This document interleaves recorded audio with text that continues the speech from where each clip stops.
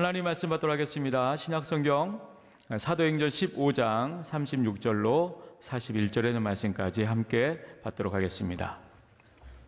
하나님의 말씀 신약성경 사도행전 15장 36절로 41절 말씀 우리 한 목소리로 함께 받도록 하겠습니다. 며칠 후에 바울이 바나바더러 말하되 우리가 주의 말씀을 전한 각 성으로 다시 가서 형제들이 어떠한가 방문하자 하고 바나바는 마가라 하는 요한도 데리고 가고자 하나 바울은 밤빌리아에서 자기들을 떠나 함께 일하러 가지 아니한 자를 데리고 가는 것이 옳지 않다 하여 서로 심히 다투어 피차 갈라서니 바나바는 마가를 데리고 배 타고 구브로로 가고 바울은 실라를 택한 후에 형제들에게 주의 은혜에 부탁함을 받고 떠나 수리아와 길리기아로 다니며 교회들을 견고하게 하니라. 아멘. 이 시간 호산나 찬양대가 하나님께 찬양 드리신 후에 담임 목사님 나오셔서 교회 흥망사 시리즈 5번째로 다투면 망하고 화목해야 흥한다 라는 제목으로 생명의 말씀 주시겠습니다.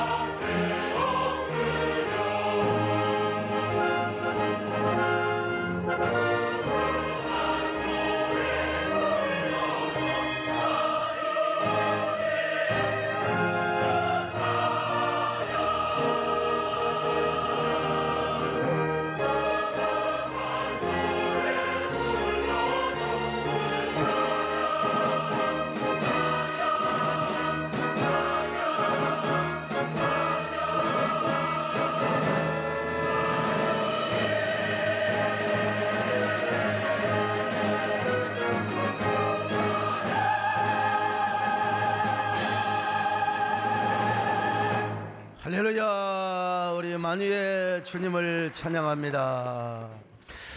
제가 어렸을 때 TV 프로그램 가운데 웃으면 복이 와요 라고 하는 프로그램이 있었습니다. 고배삼룡, 이기동 또 구봉서 장로님이 나와서 국민들을 막 웃겼던 프로그램이었는데 정작 남들은 텔레비 보고 웃을 때 저희 가정은 싸움이 그칠 날이 없었습니다. 여러분 많이 들어서 아시겠지만 저희 작은아버지가 사업에 부도를 내고 서울로 도망을 쳤을 때 장손대는 저희 아버님께서 작은아버지 뒤치다거리를 하셨어요. 잡히면 콩밥 먹어요. 그래서 좋은 전답 다 팔아서 동생을 구해줬던 거죠. 총대를 담았어요. 참 제가 지금 생각해 보면 우리 아버지 참 훌륭하신 분인데, 그리고 제가 우리 아버지를 닮았다는 거 여러분 아시죠? 예. 근데 이제 저희 어머니가 생각할 때 기가 막히지요. 천수담 면마지기 세상에 그거 비 안 올 때는요 그냥 호미로 물을 심었어. 호미로 막 그러면서 이 썩을 연병을 넘어 그냥 뭔 또 연병이 그렇게 그냥 우리 집사람한테까지 올라가지고 이 썩을 연병을 넘어 형제를 잘못 만나 이렇게 우리가 고생을 한다고. 그때 우리 아버지가 참 얼마나 참 미안하다고 했으면 얼마나 좋아. 근데 양반들은 미안하다는 소리를 안 해요. 꿀먹은 벙어리처럼 죄인 노릇을 하다가 이제 술만 드셨다면 강 큰 남자가 되는 거예요. 마당에 딱 나와서 어이 대산떡 나와. 정승딸 대감딸 나와. 나는 그때 왜 대감딸이라고 했나? 도도하니까 그래. 도도하니까. 그럼 우리 어머니가 얘라 또 이 영감 술 먹고 왔구만. 그리고 뒷문으로 빠져나가서 피해버려야지요. 뭔 마당에 나와서 그래 나 나왔다 어쩔래 와 해가지고 이제 싸움이 되는 거예요. 참. 그럼 이제 우리 아버지가 어머니 때때로 패지는 못하고 그냥 겁을 준다고 그 장광에 가서 막 그냥 장단지 된장단지 다 깨버리면은 또 우리 어머니가 아이고 미안하다 얼마나 좋아 다 깨봐 그래가지고 참. 그래 이제 그때 누가 등장하느냐? 평화의 사도 소강석이가 등장하는 거예요. 예, 우리 형제들은 그렇지 않아. 내가 이제 그래서 아버지한테 아버지 가서 주무십시다 잡시다 라고 아버지를 이제 모시고 방 안으로 모셔와서 아버지를 이제 제가 주무시게 하지요. 그럼 이제 우리 어머니는 개나리 보따리 짐을 하나 싸놓고 마루에 앉아서 둥근달을 바라보고 뭐라고 푸념을 얹어서 이놈의 집구석 살고 싶은 마음이 하나도 당장 그냥 나가시면 되는데 뭐게 또 나 들으라고 하나도 듣고 살고 싶은 마음이 없다는 거요. 근데 이 원수놈의 자식들 저 자식들 때문에 살아야 한다는 거요. 예. 그럼 제가 이제 그러지 어머니 우리는 이제 어머니라고 그래서 어머니 아니 내가 있잖아 나는 공부도 잘하고 어머니 말만 따라 인사도 은사도 좋고 말이야 성격도 염려하고 내가 훌륭한 어머니 자식이 되어서 어머니 효도시켜 드릴 테니까 어머니 제발 나를 봐서 참으세요. 어머니가 집 나가면 우리 새끼들 어떻게 되겠소. 내가 이런 소리를 했다는 거 여러분 꼭 아셔야 됩니다. 사실 어머니가 어디를 두고 나가겠습니까. 누굴 두고 그냥 우리 동네 이모집도 있고 외할머니도 있고 그러니까 그냥 거기 갔다가 하룻밤 자고 올 수 있겠지요. 어떻게 가겠습니까. 모성애가 있는데. 근데 이제 제가 어머니에게 그렇게 손을 잡고 어머니 방에 갑시다 빨리 가 주무십시다.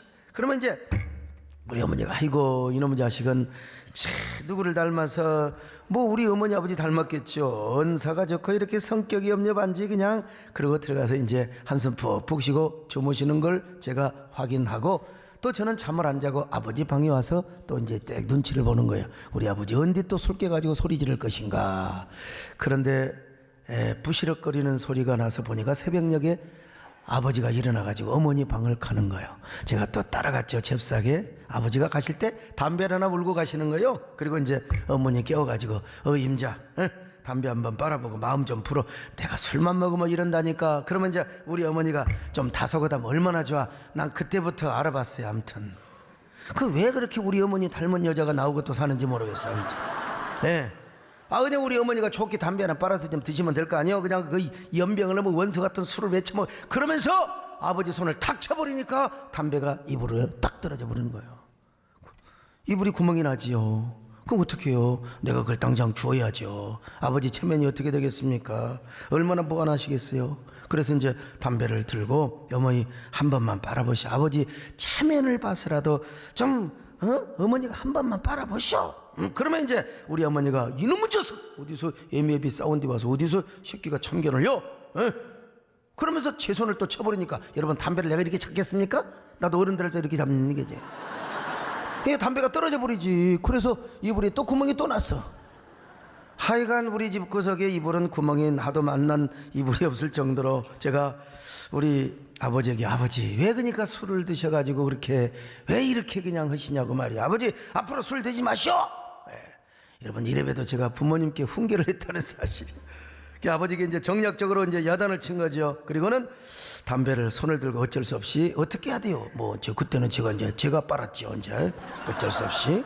그러니까 이놈의 자식이 어디서 미열이 피지도 않은 어디서 예미애비 앞에 담배를 빠냐고. 제가 이런 거지요. 어머니가 안 빠니까 내가 어쩔 수 없이 빠는 거 아니냐고. 어머니 한 번만 빨아보시오. 아버지 체면복 한 번만 빨아보시오 하고 이제 어머니에게 주면 어머니가 마지못해서 담배를 빨았다는 사실이요. 그래서 화해가 된 거예요. 옛날에 담배 빨면 되는 거예요. 그래서 이제 저희 어머니 담배를 제가 가르친 거죠. 그때 내가 교회를 다녔다면 우리 어머니 아버지 손을 잡고 제가 이런 노래를 함께 불렀을 것 아니겠습니까 여러분. 사랑하는 주님 앞에 형제자매 한자리에 그 신근에 생각하며 즐거운 찬송 내 주 예수 오늘마다 모든 사랑 내 맘같이 말란 듯이 위로하고 진심 사랑하세. 나는 참 제가 봐도 내 어린 시절이 정말 기특합니다. 이처럼 저희 집은 초저녁에는 싸웠지만 새벽은 화목하게 되었고 해피엔딩으로 새아침을 맞이하게 되는 거죠. 그래서 저희 집안은 항상 성경적이었습니다. 성경에 보면은 이런 말씀이 있어요. 저녁에는 울음이 깃들지라도 아침에는 기쁨이 온다고. 자, 여러분 시편 말씀 한번 보실까요? 시편 30편 5절입니다. 같이 보실까요? 시작. 저녁에는 울음이 깃들일지라도 아침에는 기쁨이 오리로다. 여러분요, 이 말씀대로 우리 집은요, 저녁에는 슬픔과 울음과 원망이 한이 가득할지라도 아침에는 기쁨이 왔습니다. 화목이 왔습니다. 해피엔딩으로 아침을 맞이하였죠. 여러분 가정도 아무리 마귀가 역사하고 여러분에게 시험과 환난과 고통과 슬픔이 아무리 찾아온다 할지라도 해피엔딩으로 맞이하시기를 바랍니다. 여러분 화목으로 끝나시기를 바랍니다. 저녁에는 울음이 계속할지라도 아침에는 기쁨이 올 수 있기를 주의 이름으로 축원합니다. 이런 노래 있잖아요. 한번 불러봐요. 저녁에는 울음이 나를 기습할지라도 아침에는 기쁨에 나를 찾아오리라. 임마누엘 하나님께서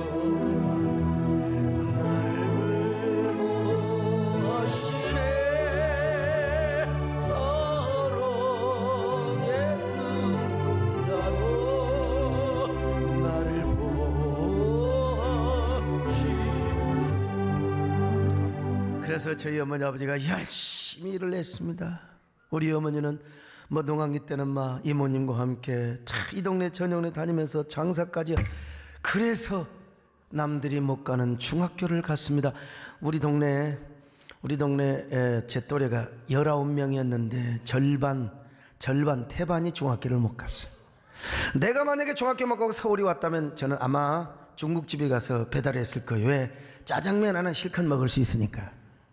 근데 참 하나님의 은혜로 중학교를 가고 고등학교를 또 다른 도시로 유학을 가게 되었습니다. 근데 나중에 이놈의 자식이 교회를 학교를 멀리 보냈더니 교회를 다녀가지고 신학교까지 간다고니 얼마나 속이 상했겠어. 저 지금 생각하면 참 저희 어머니 아버지 죄송하기 그지없지만, 그러나 저가 예수 믿고 목사가 되어서 우리 아버지 목사 아들 때문에 체면에 교회 나가는 게 세례받고 예수를 믿게 되었고요. 또 저희 어머님 돌아가실 때요, 제 손잡고 야 막내야, 내가 너 때문에 천국 가서 참 정말로 좋다. 목사가 여러분 부모님 돌아가시네 손잡고 이런 소리 듣는 게 최고의 축복입니다. 니는 네 인생이고 나는 내 인생이고, 나는 절대로 교회 안 다니 미안하다. 난 지옥 가도 좋다. 돌아가시면 목사가 어떻게 되겠어요? 그런데 제 어린 시절에 의하면은, 제 어린 시절 기억에 의하면요, 저희 아버지가 그렇게 속상하고 그러면 이제 탁 라디오 틀거든요. 그때 이미자 씨 노래가 많이 나왔어요.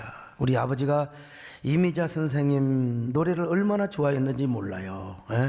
이미자 선생님 엘리제의 여왕이라고 슬픈 노래를 부르잖아요.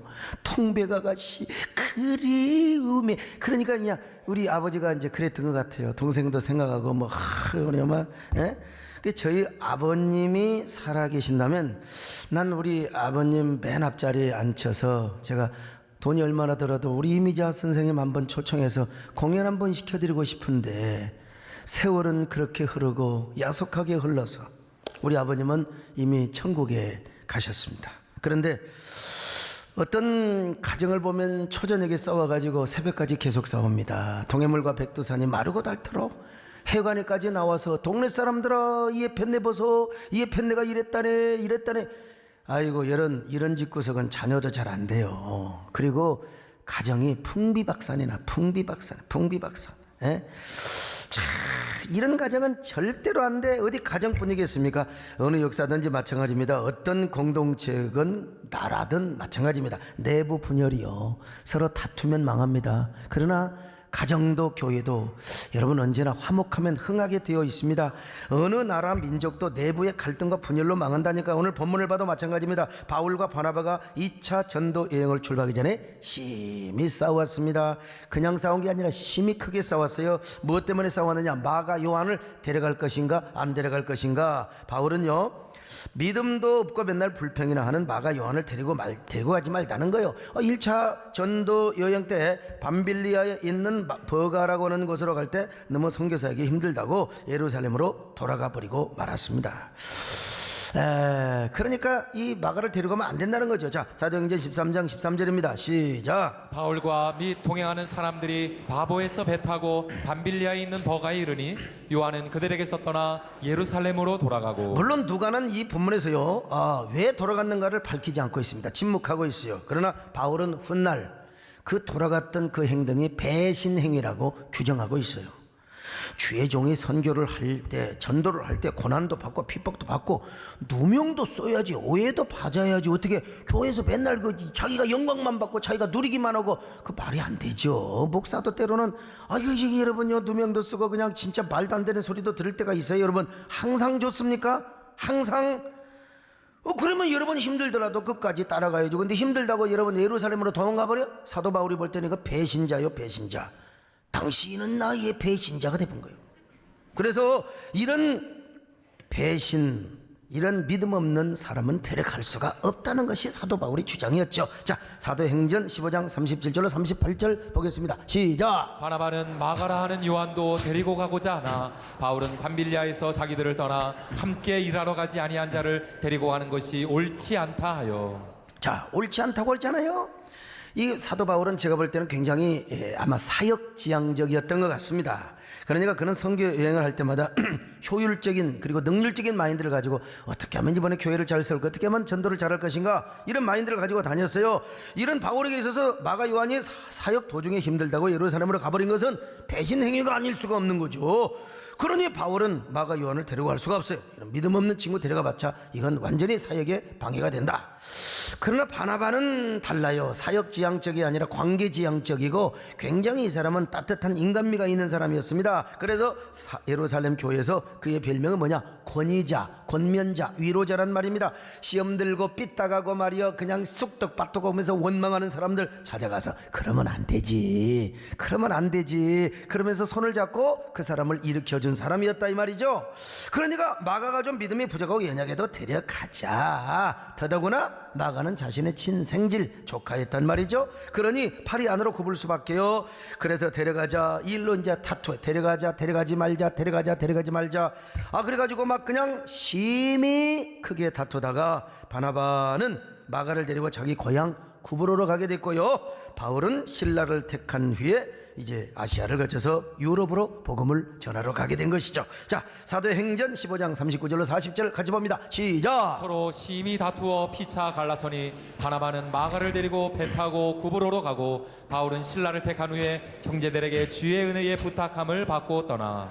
자, 어떻든 누가 옳은지는 잘 모르겠어요. 그러나 이제 제가 사역의 입장에서 볼 때는 바울이 옳고 또 한 사람을 우리가 세우자 할 때는 바나바의 말이 옳은 것 같지만, 그러나 사역의 결과를 한번 볼 필요가 있어요.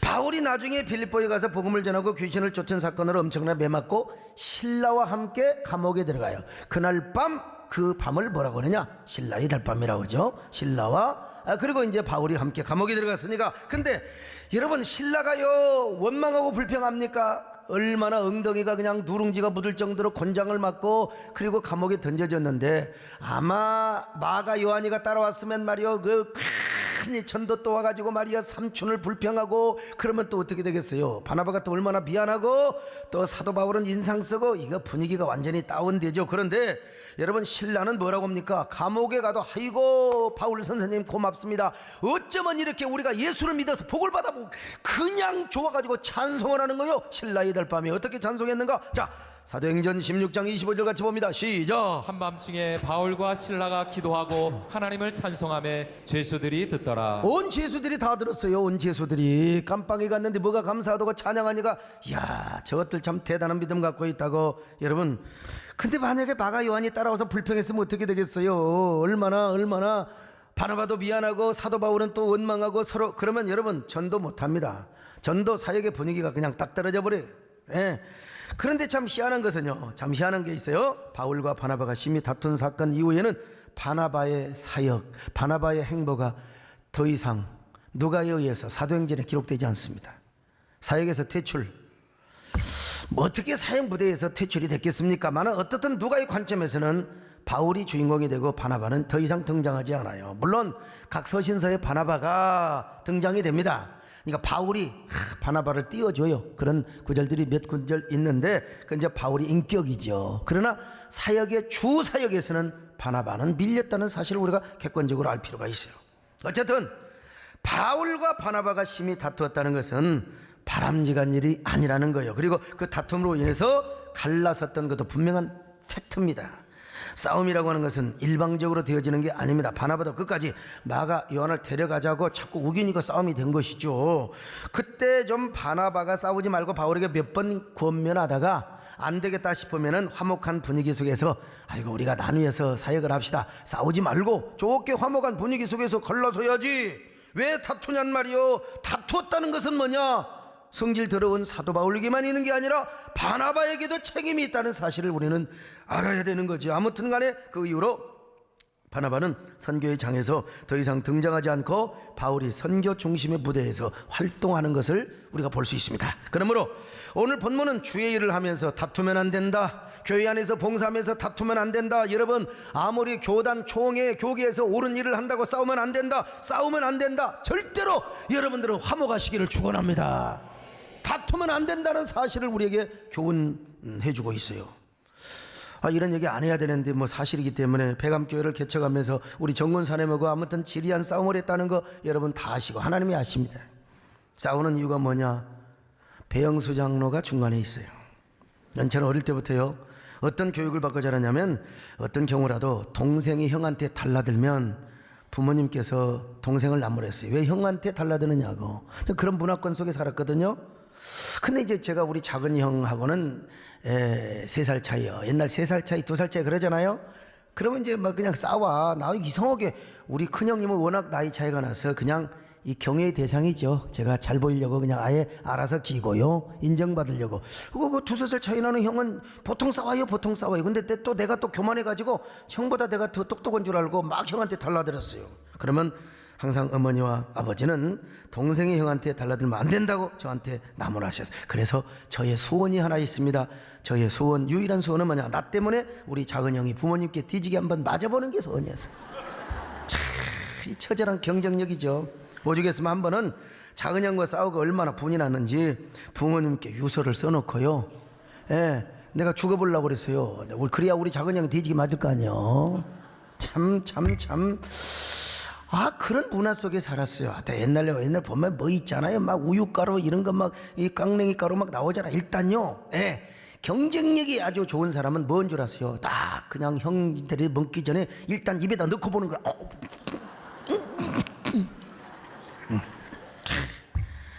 우리 남진 양은 부잣집에 살아서 그런 거 없지만 우리 다 그랬어요. 옛날에 다. 그만큼 저는 어릴 때부터 형한테 대들지 못하는 문화 속에서 제가 살았거든요. 그런데 우리 배영수 장로가 제가 뭐라고 야단치면 뻑뻑 달라들어요. 왜 그요? 왜 나 간섭하지 마시오. 물론 제 문제도 있어요. 제 잘못도 있습니다. 네, 인정합니다. 백암교를 개척하면서 불악 사람들한테 그때 가면 온갖 삿대질 말고만 다 저녁이 되면 교회 전도사 회관으로 오기 바람. 교회 전도사. 그래갖고 2시간 3시간 동안 입씨름을 하고 와요. 제가 이제 또 그런데 우리 배영수 장로처럼 얼마나 착한 성품을 가진 사람도 저한테 부혜를 돋구려고 마귀가 딱 와서 준비하고 있는 겁니다. 제가 이제 입씨름하고 겉으로는 아이고 뭐 이장님, 아이고 반장님, 아이고 그렇습니까? 그런데 돌아올 때는요, 내가 감히 하지는 뭐 입만 할게요. 이러고 이제 제가 오는 거예요. 양해하세요. 옛날 뭐 21살, 22살짜리가 그래 우리 정권사님이 어쩌든가 어쩌긴 어쩌요. 그러고 이제 괜히 배영수 야 막 학생이 막 책상을 똑바로 하고 임마 저 책가방을 똑바로 놔야지. 이 새끼가 뭐 공책을 보고 막 오목이나 그러지. 이 새끼가 공부를 하냐고 말 이 새끼는 오는 거지. 그러면 이제 이제 배영수가 왜 그요? 왜 나한테 화를 부여? 말이야. 이 새끼가 덜나들어 이 새끼.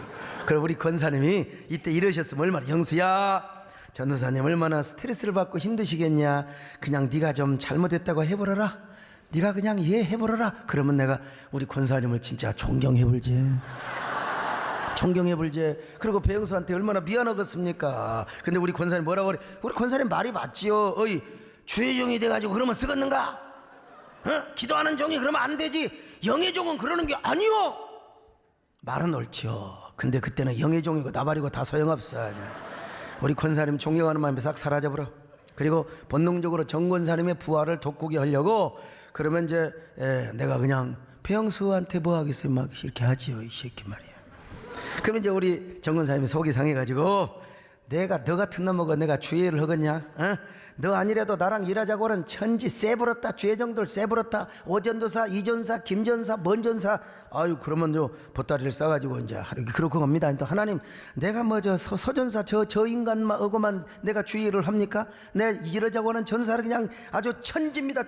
그러면 가요. 그러면 제가 또 그때 우리 어머니 손잡듯이 아이고. 왜 그러십니까? 참으셔야죠. 그럼 또 내가 또 성자지. 또 뭐요? 또 우리 어머니 피가 또 제 안에 있어가지고 가세요 고. 1000번 가시오. 10,000번 가보시오. 가버리죠. 왜 이게 참 못난 인간입니다. 이게 못난 인간의 부족한. 그럼 우리 권사님이 가세요. 그런데 갑자기 아이고 내가 왜 이런다냐. 그러고 그냥 그대로 그 자리에 쓰러져요. 내가 왜 그런다냐. 그러면 또 배영수는 지금 말하고 엄마 왜 그요? 엄마 왜 그렇게 성령님한테 순종하지? 그래서 왜 그요? 또 이제 와서 후회해도 소용없는 일이지만 그래도 이제 지금 막 주물르면서 막 난 대답으로 그냥 대답을고 이제 천막교회 가서 이제 기도하는 거죠. 주야 아버지 믿습니다. 아버지 같은. 아이고 참 그런 것도 기도라고 또 꼬리 한무튼 가네요. 근데 나중에 이랬대요. 성령께서 권사님께 감동을 주셨대요. 야 네가 참아라. 서전사가 지금 혈기방장해서 저렇게 날뛰어도 나중에 너의 자랑이고 멸류관이고 네 아들 중에 아들이 된다. 네가 참아야지. 그래 나중에 권사님이 그런 얘기를 해주시는 거요. 그거 보시오 말이요. 그 하나님의 말을 듣지 왜 그렇게 혈기를 내고 그러셔요. 그래도 안 가게 잘하셨습니다. 그리고 이제 제가 기도하고 하여간 싸움을 했지만 뭐냐 그래도 화목하게 되고 해피엔딩을 하게 되어서 오늘의 역사를 이루게 된 겁니다. 여러분 그때 만약에 정권사님이 싸우고 떠나셨어요 그러면 오늘의 세대의 역사는 없었을 것이고 더더구나 있었다 하더라도 우리 권사님의 이름은 세대의 한자도 기록될 수 없었을 거예요. 저도 마찬가지도 모르고요.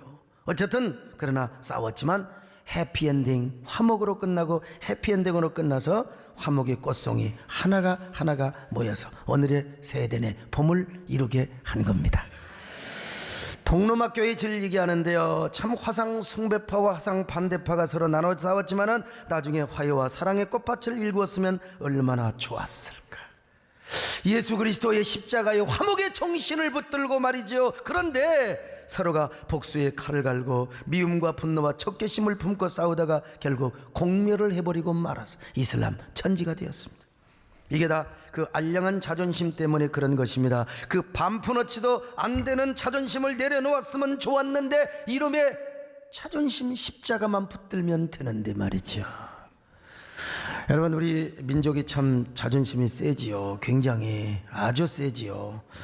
특별히 뭐 아리랑도 있고 진달래도 있지만 특별히 시간상 이 갑돌이와 갑순이의 자존심을 좀 한번 생각해 보려고 하는데요. 자, 여러분, 갑돌이와 갑순이 아시죠? 한 마을에 살았나요? 이웃 마을에 살았나요? 이웃 마을에 산다고 한 사람은 이단입니다. 한 마을에 살았습니다. 자, 그러면 둘이 서로 사랑했나요? 미워했나요? 사랑했지요. 반드시 사랑했지요. 아이, 죽도록 사랑했지요. 여러분, 노래도 있잖아요. 갑돌이와 갑순이 한 마을에 살았더래요. 둘이는 서로 사랑을 했던. 사랑했으면 고백해야지. 옛날에 고백할 때 많습니다. 요즘은 뭐 CCTV 있지, 가로등 있지. 옛날에는요 뭐 그냥 물리방아에 불도 안 켜졌습니다. 보리밭 으슥한 정자나무 밑에 가서 사랑한다고 좋아한다고 말이죠. 그러면 끝나는데, 이런 인간들은 말이죠, 그렇게 속으로는 미치도록 사랑함시록 겉으로는요 모르는 척하고 안 그런 척하는 겁니다. 뭐 때문에? 그놈의 알량한 자존심, 사랑의 자존심이 있으면 안 됩니다 말이지요. 겉으로는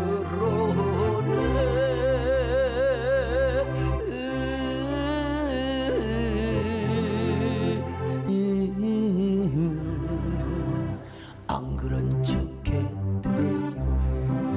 이 사랑하기 다 틀렸어요. 사랑만 사랑한다고 눈으로 맞아. 안 그런 척 하는 거예요. 시팀이 똑 떼고 하고 다니는 거예요. 그래, 고백을 못합니다. 그래도 좋아하니까 시집가고 장가가진 않았어요. 근데 이 갑순이 어머니, 이모, 그냥 또 고모, 또 작은 어머니 와가지고 이 갑순아 이년아 시집 안 갈래? 너 이러다가 처녀 귀신 되겠다. 옛날에 시집 안 가면 처녀 귀신 된다고 했어요, 옛날에. 그래서 할 수 없이 갑순이가 지조를 지켜야 되는데 시집을 갔어요. 이웃집 총각, 저 이웃집 총각이 아니라 이웃 마을이겠죠. 총각에게요. 그러다가 갑순이는 시집을 갔더래요. 시집 갔네. 누구한테 시집 갔는가 누구도 몰라. 김세라나 선생도 모를 거예요. 근데 제가 한번 쫙 보니까 누구한테 갔을까? 이웃 마을에 누구한테 가냐? 을돌이한테 간 거야. 이웃 마을이 을돌이한테 갔어요. 근데 시집간 날 첫날 밤에 어떻게 울었느냐 세상에요. 시집간 날 첫날 밤에 한없이 울었더래요. 한없이 울어버렸어. 왜 울어? 여러분, 을돌이하고 갑돌이는요 비교 자체가 안 되는 거야. 비교 자체가 안 돼. 그러니까 갑순이 마음에는 갑돌이 생각뿐이어서 한없이 운 거요. 울어도 눈물이 막, 갑돌씨 미안해요. 내가 당신한테 고백을 해야 되는데 미안해요. 막 우는 겁니다. 그런데 요 여자가 뭐래요? 겉으로는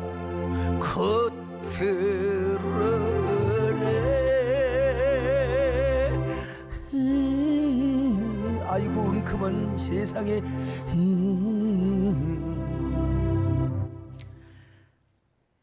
안 그런 척해도.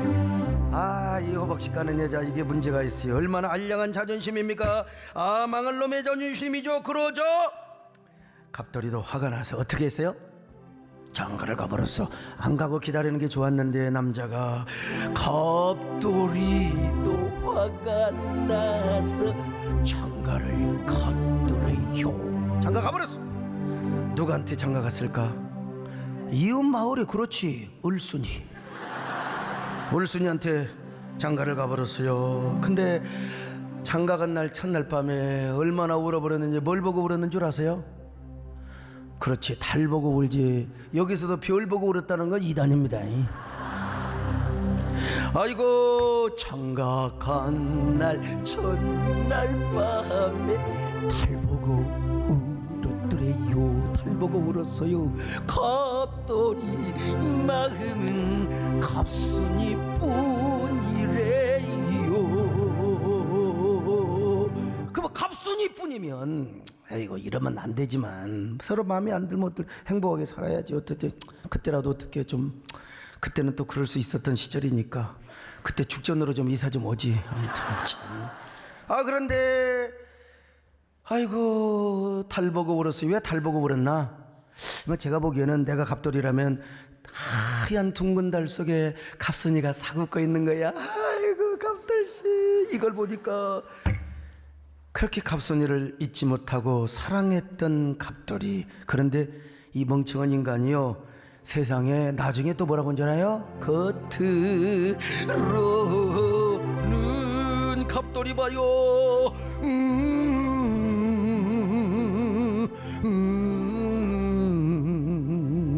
어쨌다고요? 코까지 끝에. 아이고 코까지 끝. 그래서 그들은 평생 한을 품고 살다가 비극적인 삶을 살다가 죽어버렸어.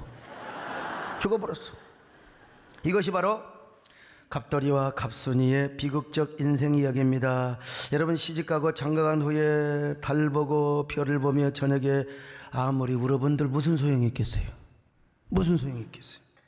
남의 색세가 되어버리고 남의 신랑이 된 다음에 울어봤자 이제 와서 후회해도 소용없는 일이여. 그러니까 뭐하게 알량한 자존심 부리고 있어요.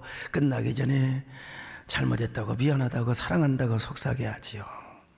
한 번만 고백했더라면은, 아이고 갑순씨 사랑한다고, 갑돌씨 사랑한다고, 내가 미안하다고, 이미 약혼 이 시집 가기 전에 그냥 당장 가서 아이고 우리 같이 사랑하자, 도망가자.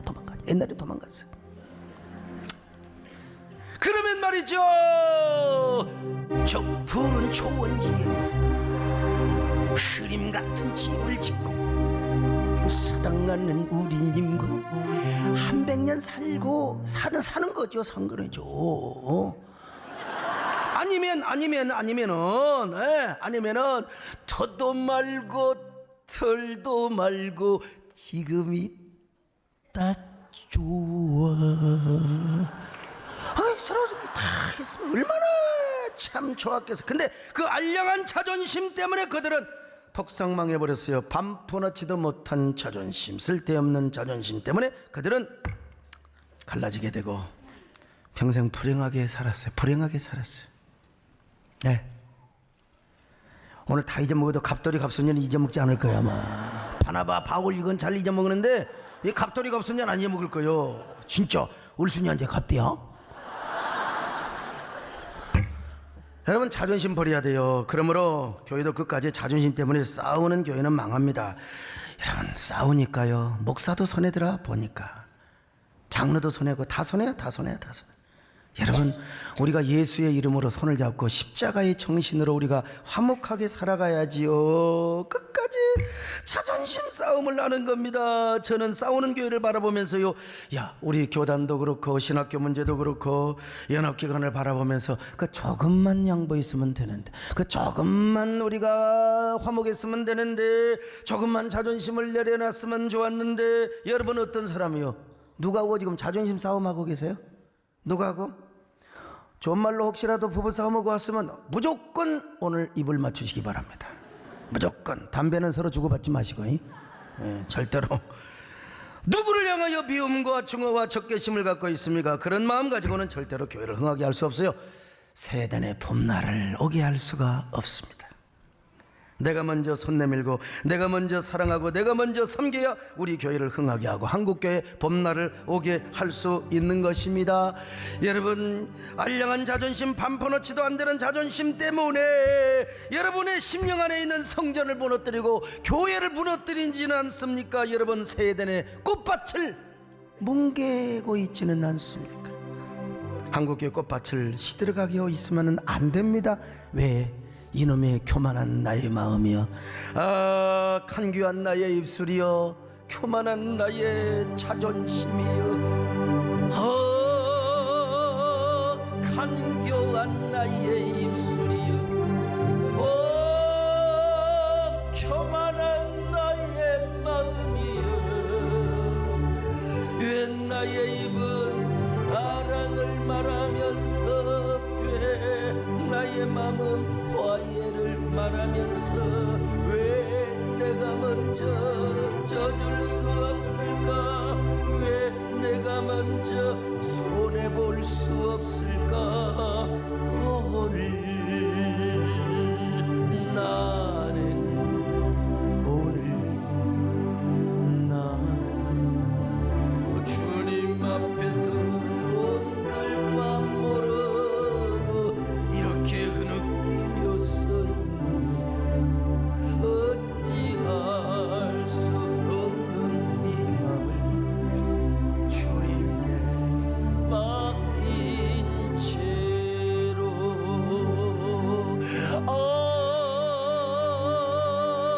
간교한 나의 입술이여 교만한 나의 마음이여. 여러분, 이 강교한 나의 입술, 교만한 나의 자존심, 여러분 이거 다 십자가 아래 던져버리시기를 축원합니다. 성경은 이렇게 말씀하고 있어요. 자, 요한복음 13장 34절 봅니다. 시작. 새 계명을 너희에게 주노니 서로 사랑하라. 내가 너희를 사랑한 것 같이 너희도 서로 사랑하라. 서로 사랑하라고 했잖아요. 그래서 옛날 이성복 목사님은요, 사랑하자. 이 풍진 세상을 만났으니 성도의 할 일이 무엇이냐? 성도여 사랑하자, 사랑하자. 사랑의 주인공 되시기를 축원합니다. 빌립보서 2장 2절로 3절입니다. 시작. 마음을 같이하여 같은 사랑을 가지고 뜻을 합하며 한 마음을 품어 아무 일에든지 다툼이나 허용으로 하지 말고 오직 겸손한 마음으로 각각 자기보다 남을 낮게 여기고. 여러분, 그렇습니다. 그래서 우리 교회 영원한 표현은 사랑하며 섬기는 교회입니다. 다투면 망합니다. 어느 교회든 다투면 망합니다. 그러나 화목하면 흥합니다. 그러니까 저는 본질을 위해서는 앞장서서 싸우지만 본질을 위해서는 본질을 위해서는 그래요. 상대성이 있는 것은 남아가 척지지 않아요. 뭐하게 싸웁니까? 대화하면서 우리가 화목형으로 가야죠. 이단과는 싸우고 반기독교적인 공격과는 내가 전면에서 싸우지만 그러나 상대적인 것, 그리고 인간관계는 좋게 가야죠. 왜 원수를 집니까? 여러분, 십자가 붙들면요 화목한 사람이 될 수 있습니다.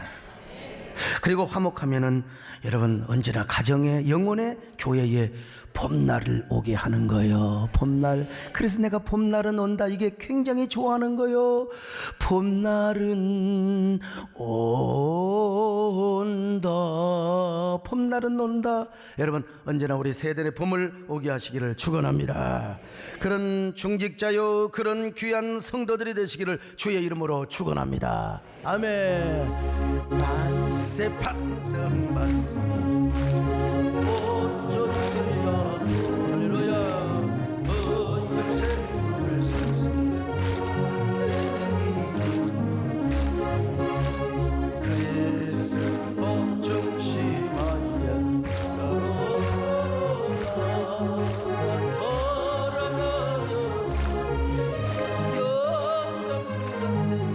하나님 아버지 고맙습니다. 사랑하며 섬기는 교회가 되게 하여 주옵소서.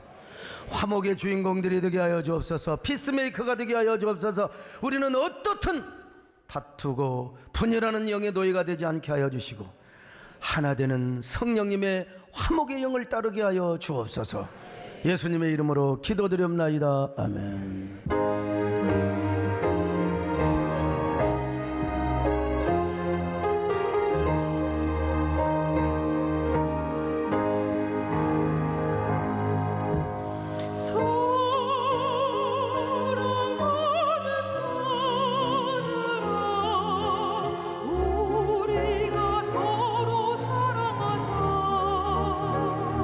사랑은 하나님께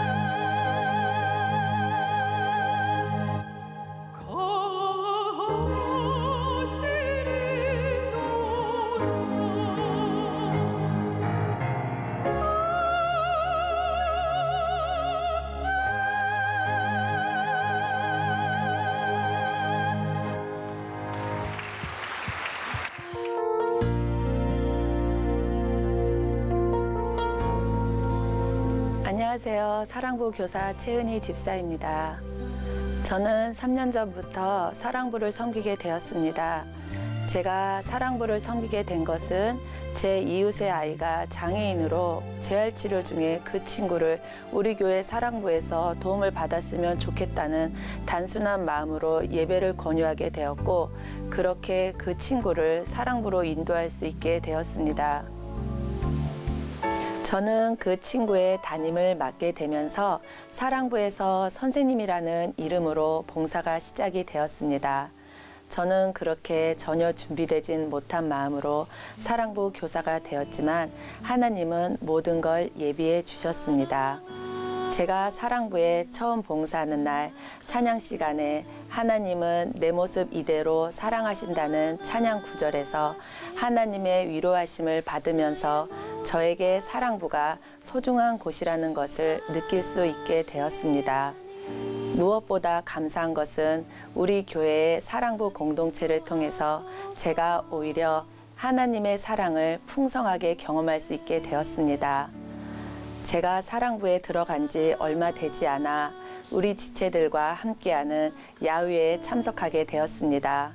정말 선생님들이 힘들고 고된 일도 기쁜 마음으로 세심하고 살뜰히 챙겨주시고 아주 넉넉한 마음으로 풍성하게 섬기는 것을 볼 수 있었습니다. 그곳에서 우리 사랑부 선생님들이 사랑부 지체들을 정말 사랑으로 섬기고 지체들을 아끼고 위하는 마음에 제가 오히려 부끄럽고 더 큰 감동을 받았습니다. 장애인 교사 섬김을 위해서 매번 교육을 받을 때도 장애인은 다른 사람이 아닌 바로 나구나라는 반성을 하게 되면서 그저 선생님이라는 이유 하나로 저를 사랑해 주시고 안아주고 웃어주는 지체들에게 너무 고맙고 소중한 마음을 가질 수 있게 되었습니다. 우리 사랑부 지체들이 하나님을 향해 정말 어린아이 같은 순수함으로 하나님을 찬양하고 하나님이 주신 달란트를 키우고 하나님을 바라보는 순수한 믿음을 보면서 오히려 제가 많은 것을 도전받을 수 있었고 저는 오히려 더 많은 것을 배울 수 있었습니다.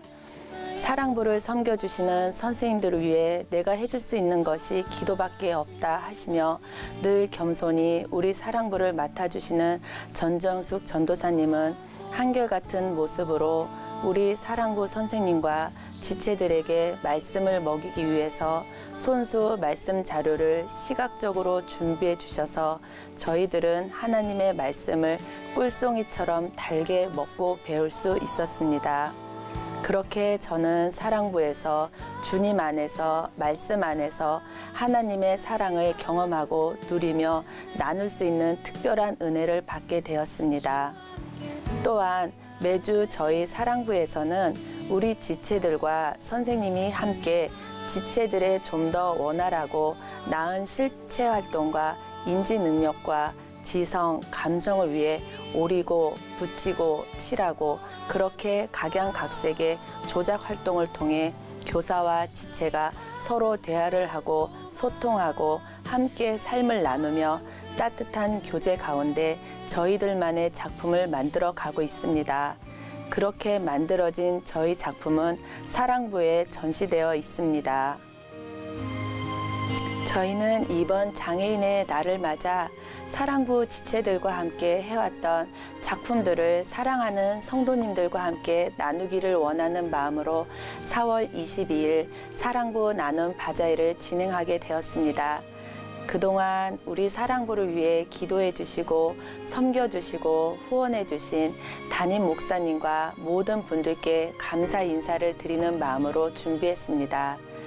저희 사랑부가 준비한 사랑 나눔 바제회에 우리 성도님들께서 많은 사랑과 관심을 가져주시고 사랑부가 준비한 작품들을 따뜻한 사랑으로 구매해 주시고 사랑부 좋아요 좋아요 하는 마음으로 응원해 주시기를 부탁드립니다. 사랑부 나눔 행사를 통해서 발생한 수익금은 하나님의 최고의 걸작품인 우리 사랑부 지체들을 섬기는 데 사용될 것입니다. 새해대 내 사랑부가 이렇게 아름답게 세워질 수 있도록 아낌없는 기도와 후원을 해주시는 담임 목사님께 감사드리고 이렇게 부족한 저를 간증할 수 있도록 세워주신 하나님께 모든 영광 올려드립니다. 감사합니다.